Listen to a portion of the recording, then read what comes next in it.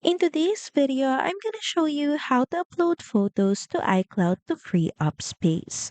So the first thing you may want to do is head over to Settings. Then next is click on your Apple account. Then next is go to iCloud. Next, click on Photos.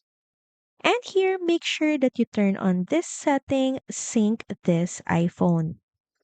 Next, go to your photos, then select the photos you would like to upload on iCloud. So first press the select button at the top.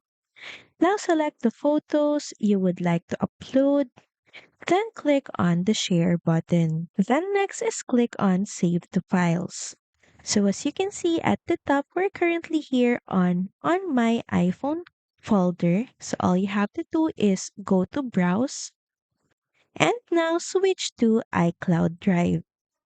To save the photos in this folder, click on the Save button. And that automatically upload those photos to iCloud.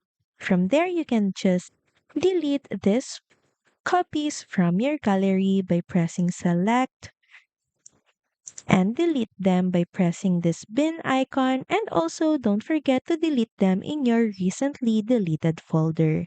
So that's pretty much it. Thank you very much for watching this video, and I'll see you again on the next one. Bye!